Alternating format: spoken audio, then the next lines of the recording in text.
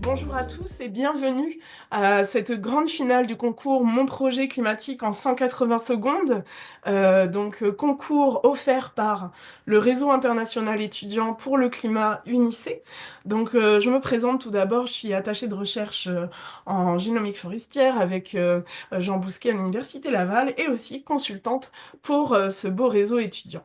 Tout d'abord, je voudrais faire un bref rappel de ce concours. Donc ce concours, il est inspiré, il a été adapté pour le réseau UNICE et il est inspiré par le concours assez populaire qui s'appelle Ma thèse en 180 secondes. Donc on l'a adapté pour le réseau et les membres pouvaient présenter donc leur projet climatique, leur inspiration ou alors carrément leur recherche en 180 secondes.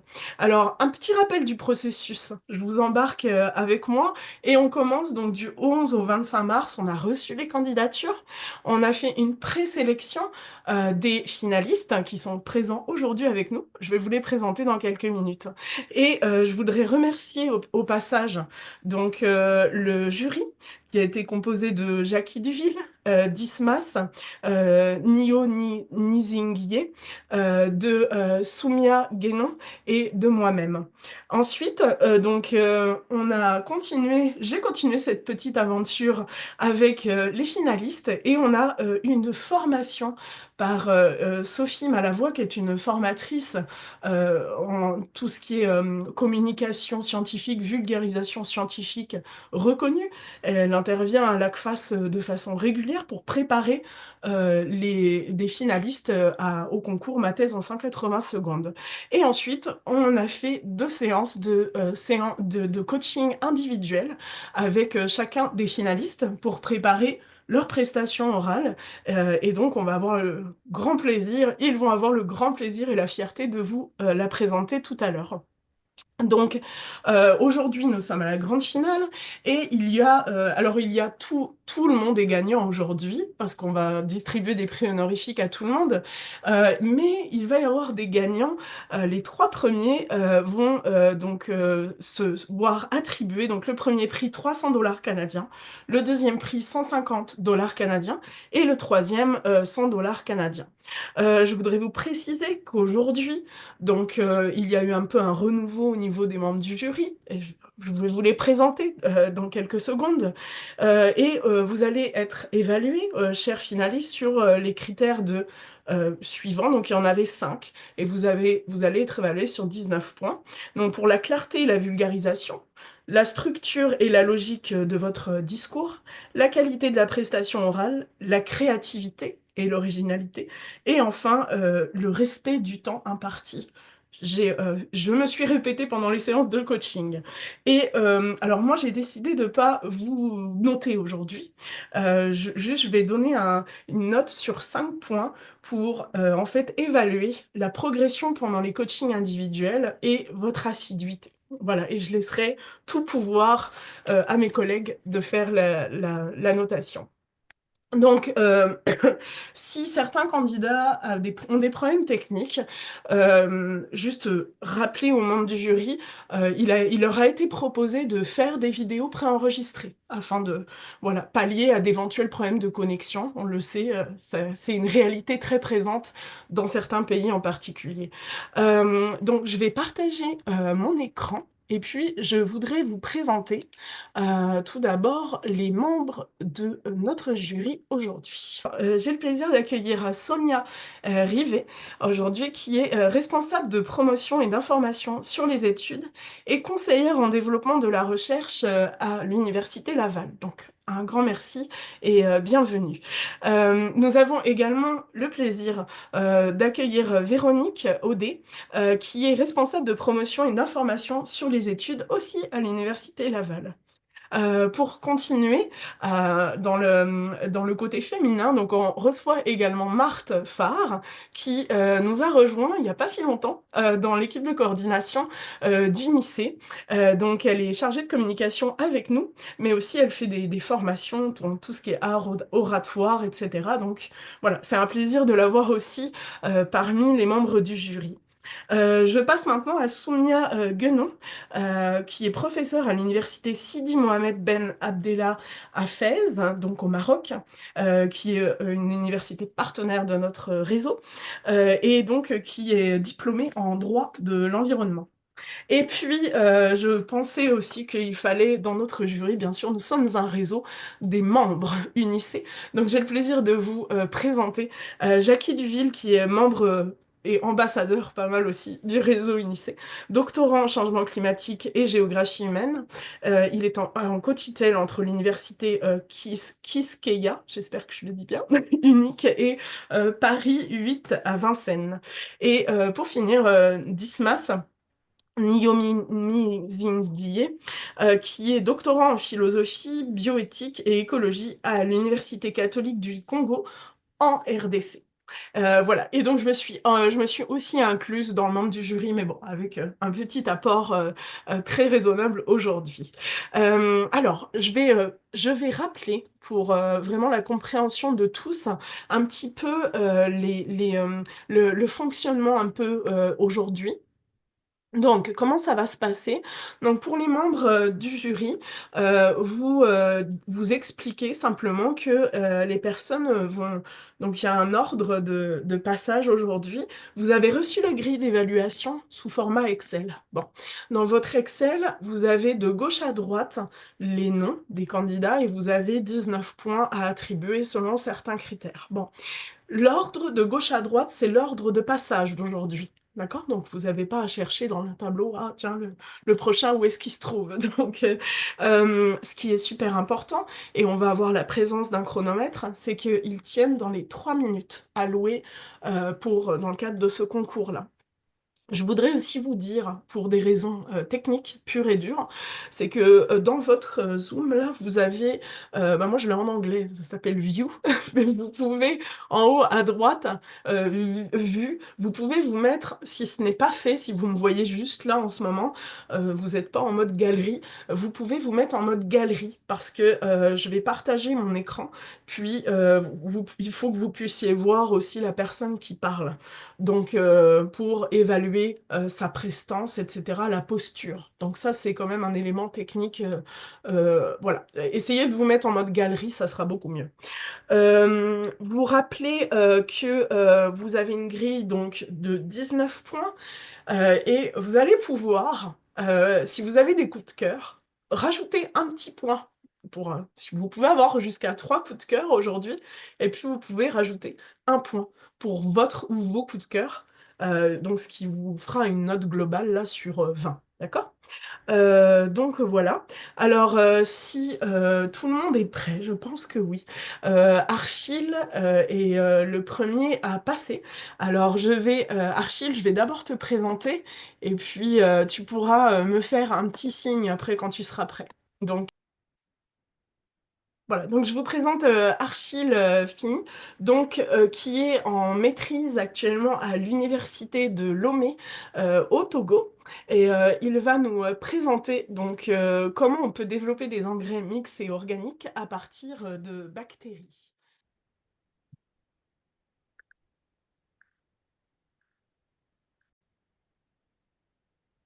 Connaissez-vous Tonton Poto?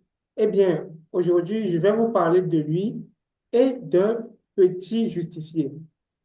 Tonton Poto est un gaz émis par des champs agricoles qui réchauffe l'atmosphère, un parasol naturel qui nous protège. Tonton Poto a un pouvoir réchauffant 300 fois supérieur à celui du dioxyde de carbone. En d'autres termes, si 300 grammes de dioxyde de carbone suffit pour déclencher un feu dévastateur de la forêt amazonienne, un seul gramme de tonton proto, quant à lui, suffit pour en faire de même. Voyez-vous un peu la cruauté du tonton proto qui, en agriculture, son émission est causée par l'activité des aliments chimiques des plantes dans le sol. À force d'utiliser ces aliments chimiques, nous risquons d'émettre tellement de tonton-proton de telle manière à anéantir notre parasol naturel et d'appauvrir le sol. Face à cette situation, nous avons besoin d'une solution pour emprisonner tonton proton. C'est alors que surgit notre petit justicier, un super-héros qui vient l'emprisonner. Il s'agit d'une bactérie, il s'agit d'une bactérie capable de respirer tonton proton dans le sol et donc de réduire son émission vers l'atmosphère. Pour aider ce super-héros à faire ses activités, mon projet consiste à les cultiver dans un laboratoire et de les introduire dans des aliments organiques qui seront donnés aux plantes en fonction de leurs besoins. Essentiellement, ces petits héros vont réduire de 50 à 90% l'émission de tonton proto vers l'atmosphère. Chers agriculteurs, voici alors une solution révolutionnaire qui vous permettra d'améliorer la qualité de vos sols et donc d'augmenter vos rendements de plus de 50%. En adoptant cette solution et en réduisant aussi l'utilisation des aliments chimiques des plantes, vous contribuerez également à réduire l'émission du dioxyde de carbone. Alors, chers agriculteurs, qu'attendez-vous pour inviter notre petit héros, notre petit justicier dans vos champs pour vous aider à améliorer votre production ainsi d'être capable de nourrir la population croissante et de sauver la planète sous l'emprise des gaz qui la réchauffent. Merci. Ben, on va avoir le plaisir maintenant d'accueillir Isaac Naté, qui est aussi de l'université de Lomé au Togo et qui fait une maîtrise ou un master. Et Isaac va nous parler de la production de charbon écologique à partir de déchets organiques et végétaux.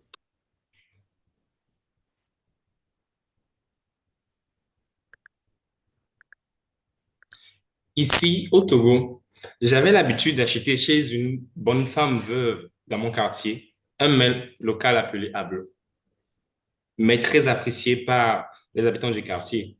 Mais récemment, cette femme veuve est tombée malade et elle est alitée. Elle est atteinte du cancer de poumon. Cause de la fumée émise par le charbon de bois et le bois qu'elle utilisait pour faire ses préparations. Non seulement tout le quartier se voyait privé de ce mets local, mais également l'avenir de ces jeunes enfants était en danger. Peut-être connaissez-vous quelqu'un qui fait une activité dont c'est l'utilisation de charbon de bois ou du bois lui permet de pouvoir réaliser ses activités. En Afrique, 850 millions de personnes dépendent du charbon de bois ou du bois pour cuisiner. Selon l'International Log Cancer Consortium, sur 100 personnes utilisant le bois ou le charbon de bois, 21 ou 64 personnes sont susceptibles d'avoir le cancer de poumon. Tous les 20 minutes, une personne décède de cette maladie. Ceci dit, avant la fin de cette journée, 12 personnes seront mortes du cancer de poumon. Figurez-vous que pour fabriquer le charbon de bois, nos jeunes arbres pleins de vertus de 5 à 10 ans, nos jeunes arbres comme le bois d'acacia, reconnu pour ses vertus et pour ses propriétés anti-inflammatoires, sont tués, brûlés et ensuite utilisés après leur refroidissement. Ainsi, l'Afrique perd chaque année une partie de ses forêts, équivalent à la superficie de la Suisse. Or, pour protéger ces jeunes arbres pleins d'avenir pour notre planète, les réglementations sont mises en place pour limiter leur mort. Les réglementations sont mises en place pour pouvoir reboiser nos espaces et éduquer nos populations. Mais même en cela, nos jeunes femmes et nos femmes, les bonnes femmes, sont toujours vulnérables au cancer de poumon. Mon projet AKA-ECO, Aka qui signifie charbon en langue locale et éco qui fait référence à l'écologie, consiste à prendre les coques de noix de coco et les peaux de banane et les peaux de mangue, à les brûler, ensuite à mélanger avec du liant la poudre obtenue après tamissage, à les sécher, ensuite avoir le charbon écologique. Alors, le charbon écologique ne produit pas de fumée et dure 3 heures de temps comparé au charbon de bois qui dure pour les mêmes quantités 1h30 dans le feu. Alors, même ces cendres permettent de pouvoir engraisser nos pots de fleurs. Une tonne de charbon écologique égale à 2 petites forêts préservées, un camion de charbon de bois mis à part et une quantité de CO2 remplissant 37 grosses camions absorbés. Avec cette solution, nos bonnes femmes peuvent vivre et vendre sainement sans porter atteinte à leur santé. Donc, je vais commencer par vous présenter notre prochain finaliste qui est Chet Chuang Kamsu Patrick Loïc. Qui fait une maîtrise à l'École nationale des postes et télécommunications et des technologies de l'information et de la communication au Cameroun. Donc, Patrick va nous présenter une plateforme qui s'appelle EcoTrace, qui est dédiée à la gestion des déchets recyclables.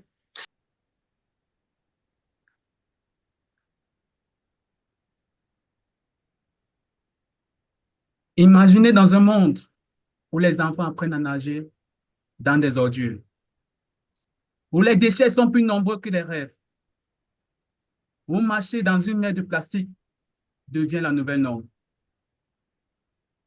Eh bien, bienvenue dans le monde à gauche de cette image.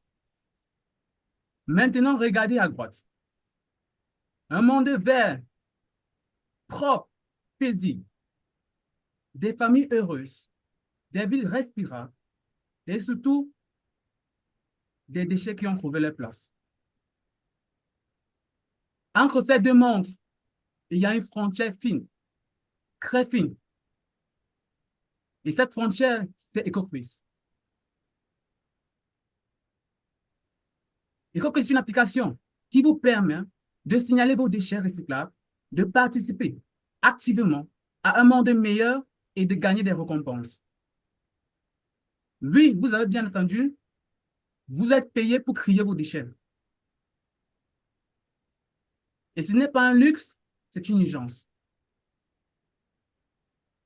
Au Cameroun, on enregistre environ 6 millions de tonnes de déchets chaque jour. Plus de 600 000 tonnes de déchets plastiques par an. Et pourtant, seulement 15% de ces déchets plastiques sont recyclés.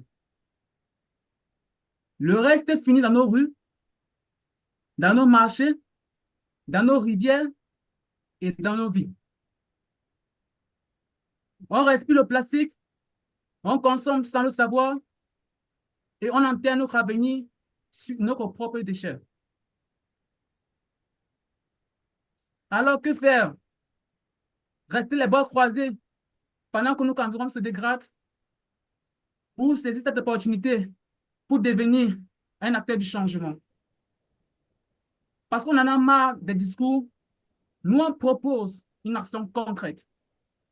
Parce qu'aujourd'hui, jeter c'est gaspiller, mais crier, c'est investir dans un autre monde. Alors, vous choisissez quoi? Vous choisissez quoi? Un monde où on vit avec les déchets ou un monde où on vit grâce à eux? Avec Ocres, crions mieux, vivons mieux et soyons fiers de laisser un monde propre derrière nous. Merci. Merci beaucoup, Patrick. Bravo à toi pour la prestation. Peut-être je peux me permettre de faire un petit commentaire, Patrick, parce qu'on en a parlé en coaching, et puis je voudrais simplement être transparente sur ce fait-là. Les finalistes pouvaient utiliser des images générées par l'intelligence artificielle, donc il fallait simplement le nommer. Et donc voilà, utilisation de ChatGPT pour illustrer, et donc c'est absolument permis dans le cadre du concours. Respect aussi du temps imparti pour Patrick, à l'intention donc des membres du jury. Merci beaucoup. On va maintenant avoir le plaisir d'accueillir Yaovi Agbonkou, qui est doctorant à Sorbonne Université, donc qui est une de nos universités partenaires du réseau UNICE. Et son sujet de thèse, en fait, interroge les causes et les solutions à la crise écologique, sociopolitique et économique actuelle.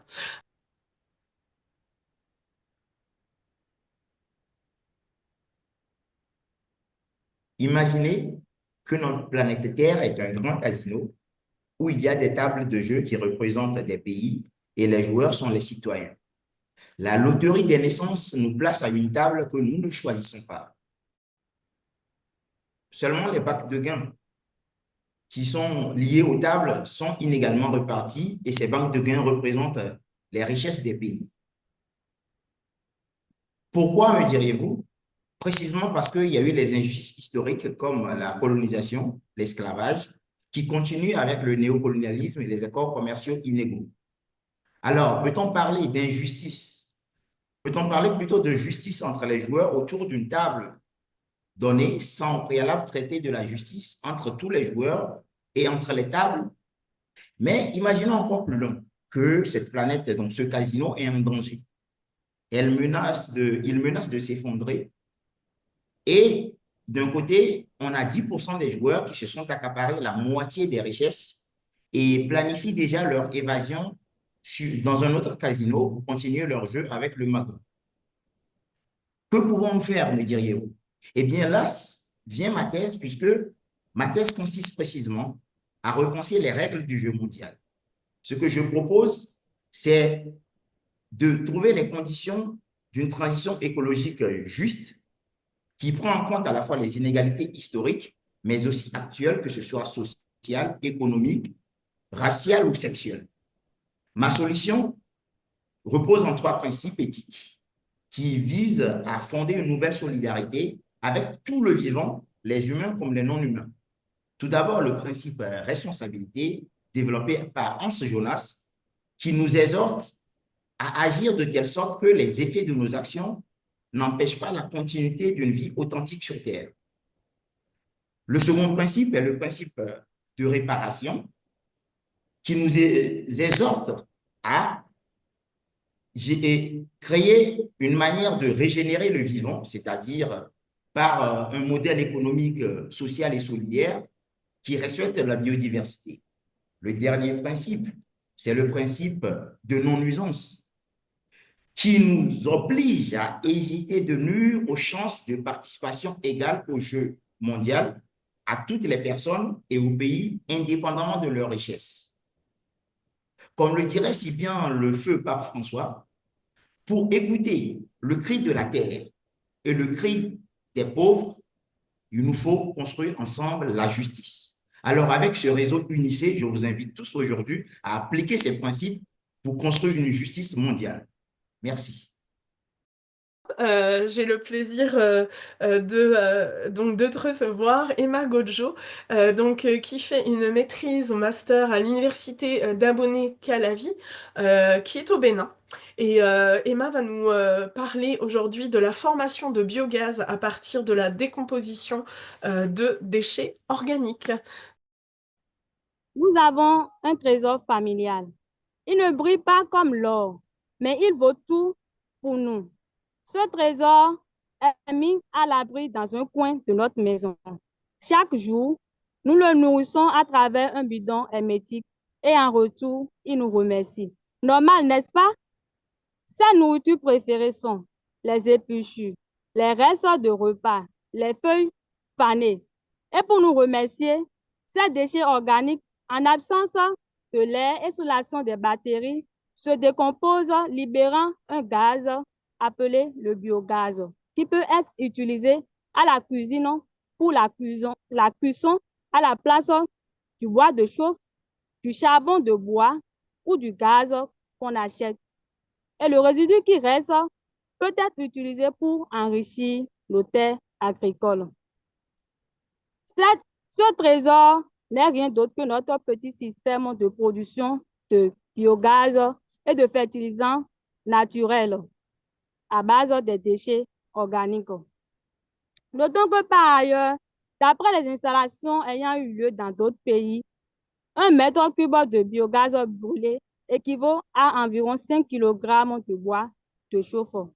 Grâce à lui, on protège l'environnement, on réduit les dépenses dans les foyers et on a un fertilisant naturel qui peut remplacer nos engrais chimiques. Ici au Bénin, la gestion des déchets est un secteur naissant. Selon l'ONG locale, le PAVCD, spécialisé en assainissement en milieu urbain et urbain, le taux d'évacuation des ordures est en moyenne de 17% à raison de 39% en milieu urbain et à peine 3% en milieu rural. Pourtant, chaque jour, des tonnes de déchets sont libérés dans la nature et continuent de polluer l'environnement. Je veux donc montrer que ce que nous appelons déchets aujourd'hui peut devenir une solution durable pour le climat et les communautés. Face au changement climatique, chaque action compte. Rejoignez-moi donc dans cette transition écologique et ensemble, faisons de nos déchets une solution pour demain. Mame Diarra Mbo, donc de l'université Alioune Diop, qui est aussi une université partenaire de notre réseau UNICE. Elle vient du Sénégal et donc elle fait une licence ou un baccalauréat. Elle va nous parler aujourd'hui de charbon écologique. C'est bon, je peux commencer? Oui, Et si je vous disais qu'une plante nuisible pouvait chauffer des foyers sans couper un seul arbre? Intrigué? Laissez-moi vous raconter. Selon Global Forest Research, en 2023, la planète a perdu 23,9 millions d'hectares de forêt. Ce qui correspond à environ 14,7 milliards de tonnes d'émissions de dioxyde de carbone. Savez-vous ce qui se passe quand les forêts disparaissent?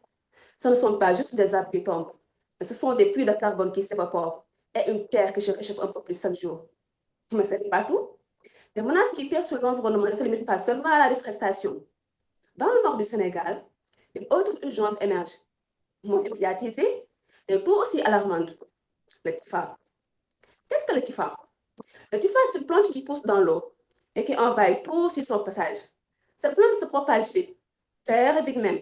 Elle bouche les rivières, ralentit la pêche, complique l'accès à l'eau potable et provoque même des maladies comme le paludisme.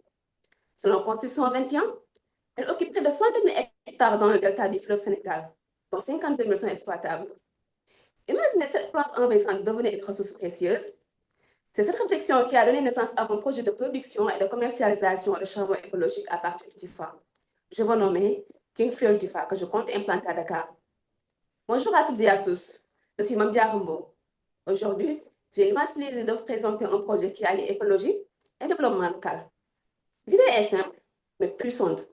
Il s'agit de prendre une plante nuisible et d'en faire une source d'énergie propre, abordable et locale. Rassurez-vous, c'est bien possible. Une étude menée par le GREC a montré la faisabilité de la production de charbon écologique à partir du typha. Maintenant, le processus de production se passe comme suit. Tout d'abord, les typhas sont collectés puis séchés naturellement au soleil pendant plusieurs jours. Ensuite, ils sont carbonisés puis broyés en fines particules. Enfin, ces particules sont mélangées avec de l'argile puis transformées en briquettes compactes grâce à une presse à charbon. Ce projet vise à réduire la pression sur nos forêts, créer des emplois verts, c'est-à-dire qui participent à la préservation de l'environnement, produire 9 tonnes de charbon typha par an, soit l'équivalent d'1,5 hectares de typha traité, fournir aux foyers des charbons écologiques à partir de 75 francs au lieu de 100 francs pour le charbon de bois. Avec Green Fuel Typha, je veux créer une entreprise qui lutte contre le réchauffement climatique, capable de répondre à la demande en charbon, que ce soit au niveau local, régional et même international. Alors, aujourd'hui, en tant que jeune passionnée de la lutte contre le changement climatique, je ne vous parle pas seulement d'un projet, je vous parle d'un rêve qui prend racine, d'une solution née d'un problème et d'un avenir où chaque menace environnementale peut devenir une opportunité. Ensemble, transformons ça en réalité. Merci de votre attention. De Frédéric Kalonji, qui est récemment diplômé de l'Institut supérieur de développement rural de Chibachi en République démocratique du Congo. Frédéric va nous parler de la conversion de déchets biodégradables en charbon écologique.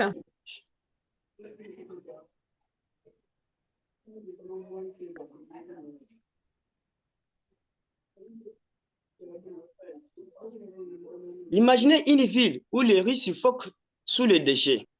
Imaginez une mère qui tousse chaque matin, non pas à cause d'un rhume, mais à cause de la fumée noire qui envahit sa cuisine.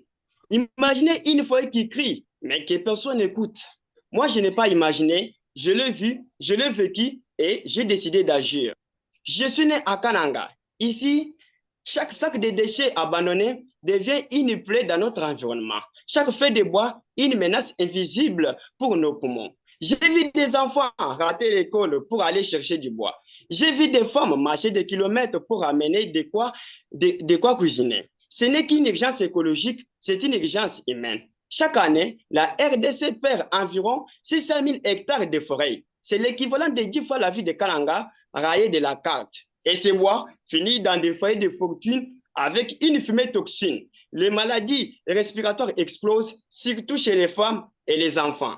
À Kananga, plus de 75% des ménages utilisent encore les bois de chauffage. Et pourtant, chaque épluchure de manioc, chaque feuille de bananier, chaque cosse de maïs pourrait devenir une solution. C'est là que mon idée est née. Transformer des déchets biodégradables en charbon écologique. Nous collectons les déchets organiques, nous les séchons, nous les carbonisons sans fumer dans des fours éco-efficaces. Résultat, une briquette noire propre, sans odeur. Elle dure 2 fois plus longtemps que les charbons de bois. Elle est 30% moins chère et ne détruit pas un seul arbre. Mais surtout, elle est fabriquée ici à Kananga par les jeunes formés, motivés et engagés. Nous avons déjà recyclé plus de 2 tonnes de déchets, évité la coupe d'arbres de plus de 300 arbres et réduit l'émission de plus de 10 tonnes de dioxyde de carbone. Un jour, une cliente m'a dit, mon fils ne touche plus quand je cuisine. Et là, j'ai compris, ce n'est pas juste du charbon, mais c'est de l'espoir compressé. Notre rêve, faire de Kananga une ville zéro déchet, zéro fumée noire, former 100 jeunes, sauver 100 000 arbres et éviter 500 tonnes de dioxyde de carbone. Et demain, une RDC climato-résiliente, une Afrique qui respire, une jeunesse qui transforme ses déchets en opportunités. Des foyers sans larmes, sans fumée, sans douleur. Comme disait Wagari Maté, il n'est pas nécessaire d'attendre d'être un héros pour faire quelque chose d'héroïque. Moi, je suis Frédéric Kaloji. Avec une poignée de déchets, je fabrique un monde qui respire. Et vous, que ferez-vous avec vos déchets? Merci. Donc j'ai le plaisir maintenant d'accueillir Christian.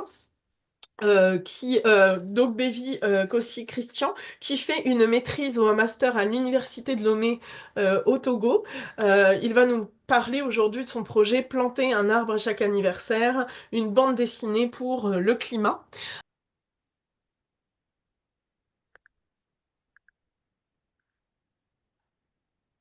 Celui qui plante un arbre plante un espoir. Ce vers poétique de Lucie Lacombe date des années-lumière.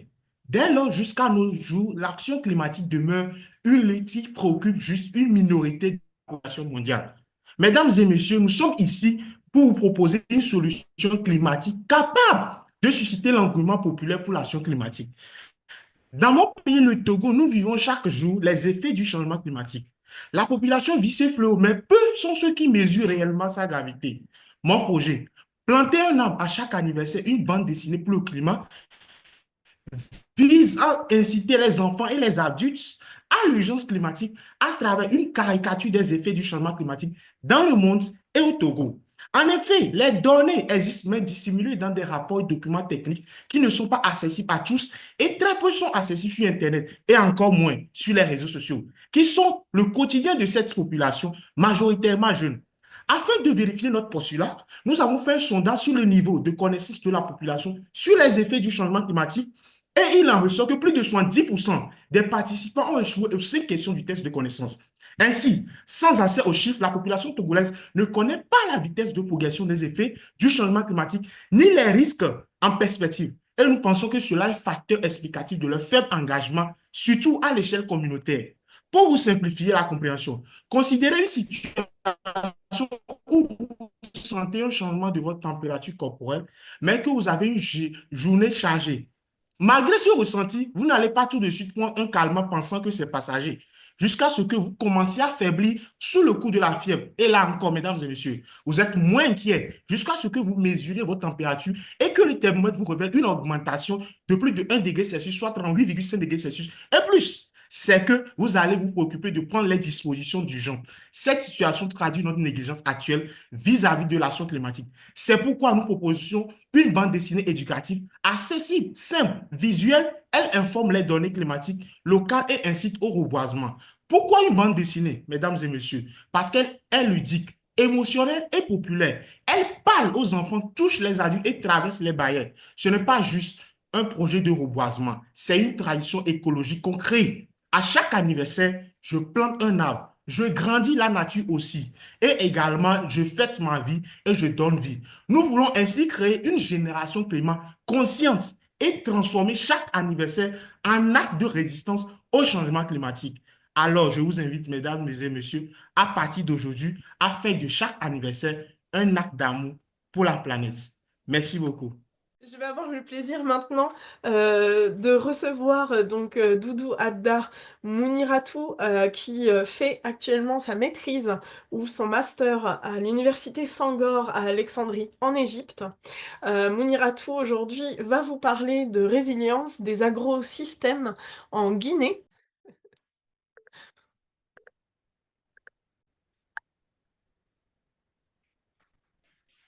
Tu peux Imaginez une démarrer. journée sans nourriture. Pas de fruits, pas de légumes, pas de céréales, pas de produits laitiers, pas de viande. Cela vous paraît impossible, je suppose. Qui peut me dire qui a déjà passé une de ces journées, sans consommer un aliment issu des produits agricoles? Je pense que la réponse, elle est évidente. Personne. Cela nous montre à quel point l'agriculture est le pilier de nos sociétés et très essentiel pour notre survie. En Afrique de l'Ouest, plus précisément en République de Guinée, la région du Fouta-Djallon fait partie de l'une des régions les plus intensivement agricoles aujourd'hui. Et selon la Fédération des paysans du Fouta-Djallon, cette région contribue à nourrir plus de 14 millions de personnes en Guinée et à travers ses pays voisins. Et cette région compte aujourd'hui environ 2 millions d'agriculteurs qui exploitent plus de 3 millions d'hectares de terre. Cela montre à quel point, franchement, en Guinée, cette région représente dans l'obscurité une torche et sans laquelle la Guinée serait comparable à un poulet sans plumes. Mais malgré ce potentiel, la région fait face aujourd'hui à des précipitations imprévisibles, des arrivées tardives des précipitations, à des sécheresses très prolongées, des tarissements de cours d'eau et également des élévations de température, ce qui est aggravé aujourd'hui par la déforestation et l'utilisation excessive des produits chimiques, ce qui met en mal la sécurité alimentaire des milliers de familles. C'est la raison pour laquelle je me trouve aujourd'hui en Guinée pour m'intéresser à cette problématique et essayer de comprendre et aider les paysans à trouver des solutions plus durables. Savez-vous que associer l'agriculture et les forêts contribuerait à augmenter le rendement et à réduire l'érosion des sols? Bien sûr, cela est bien possible. Les arbres qui seront associés aux cultures permettront à la fois de fixer les nutriments dans le sol à travers leurs racines, de réduire l'érosion des sols, les nutriments également qui étaient emportés autrefois par de l'eau des pluies resteront cette fois-ci dans le sol afin de permettre aux cultures de mieux se développer. Cela, à la fin, va contribuer à protéger notre fameuse biodiversité. Alors, en tant que membre du réseau UNICE, je vous invite à me rejoindre dans ce projet afin qu'ensemble, nous puissions contribuer à une plus grande résilience des systèmes agricoles en République de Guinée. Et comme on le dit plus souvent chez nous, si le fermier décide de prendre l'air, vraiment, c'est tout le pays qui meurt de faim. Je vous remercie. Alors, je pense qu'on est complet. Je vais demander peut-être à tous les finalistes qui sont encore avec nous, s'ils peuvent le faire, d'ouvrir la caméra. Oui, moi aussi, il Claire, faut que peux-tu faire l'appareil? C'est bon. Oh, ça serait bien, hein. Donc, désolé. Nous sommes de retour. Alors, j'espère qu'on n'a pas été trop long. Alors, on a délibéré un petit peu parce qu'on avait une égalité, donc on s'est finalement mis d'accord. Alors, attention. Donc, nous avons trois gagnants. Donc, je voudrais quand même vous préciser que l'équipe de coordination d'UNICE vous délivrera des prix, ce que j'appelle des prix honorifiques. Donc ce sera des attestations que vous pourriez bien sûr ajouter à votre CV et qui attestera de vos coachings, de votre participation à la finale. Ok, minimalement, donc tout le monde est gagnant. J'espère que vous avez vraiment apprécié la formation. Après l'annonce des prix, je vous laisserai un petit moment parce que ça m'a été demandé par certains pour vous exprimer sur votre aventure. Voilà. Mais attention, alors, je vais pas trop vous faire attendre. Alors, en troisième position, on a, avec une excellente présentation, et bravo à lui, on a Kalonji Frédéric. Donc, bravo Frédéric.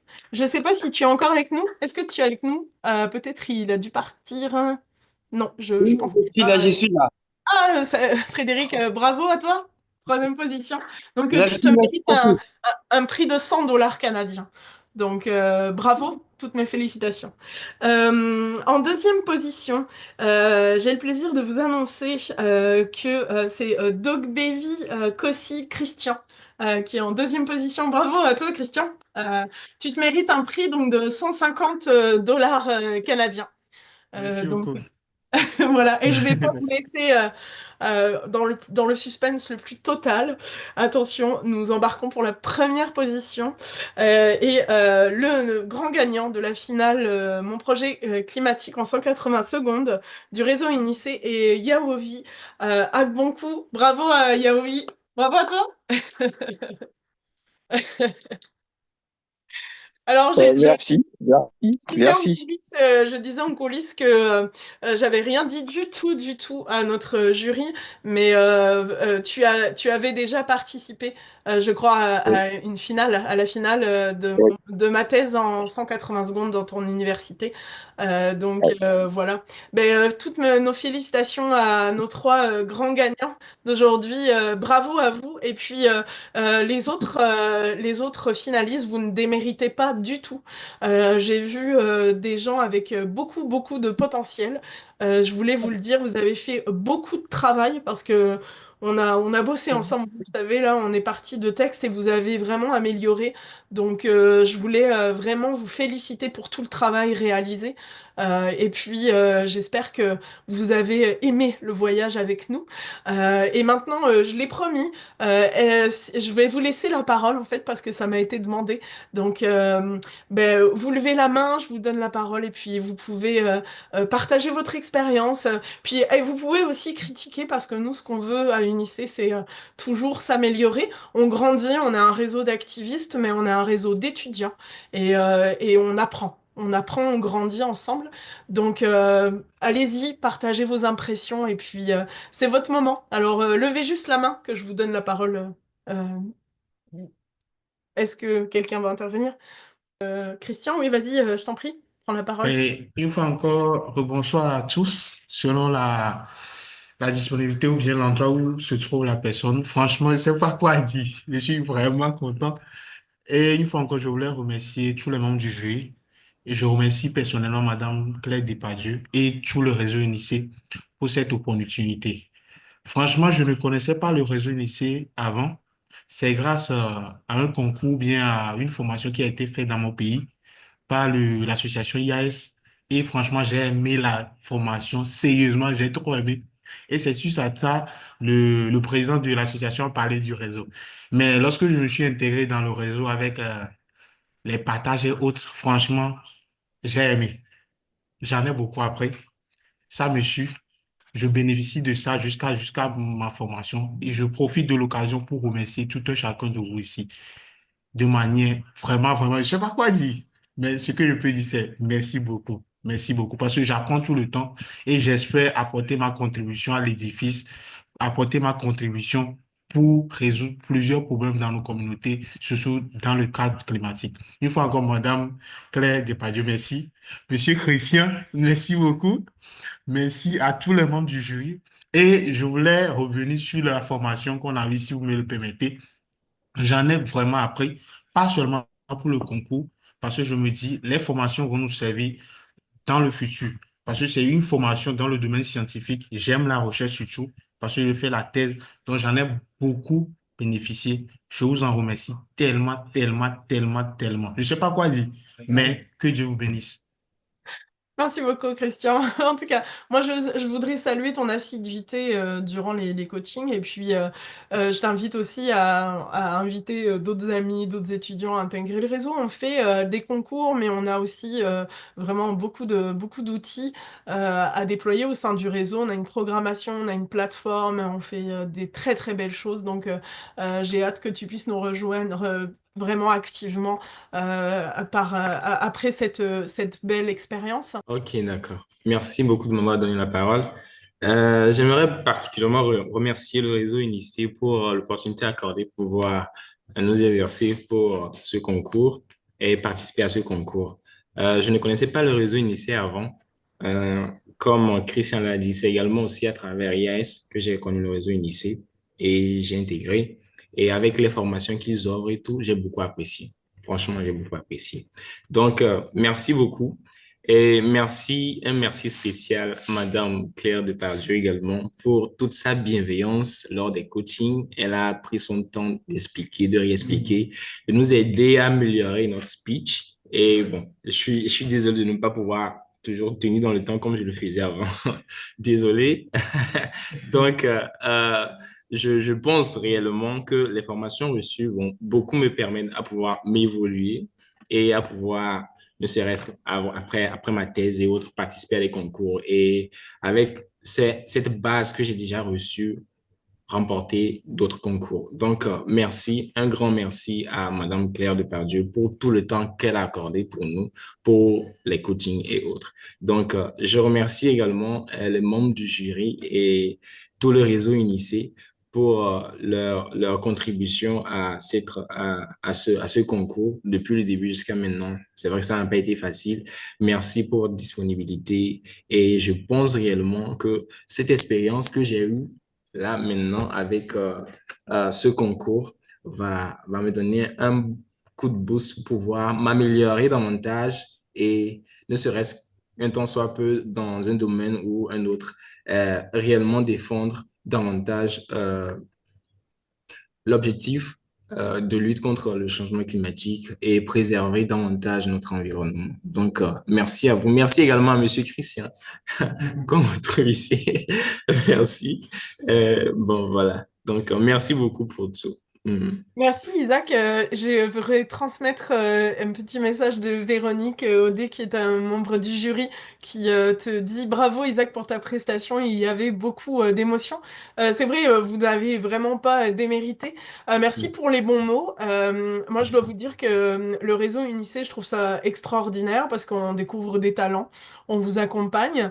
Ce que j'aime beaucoup dans mon métier, c'est que je dis souvent cette phrase, on forme les cerveaux de demain.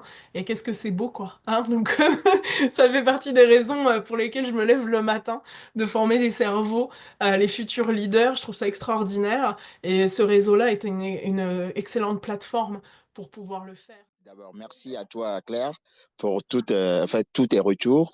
Merci à la formatrice parce que elle nous a donné des exemples pratiques mais très spécifiques pour ne pas te dire tout et tout et d'être concis et avec des exemples précis.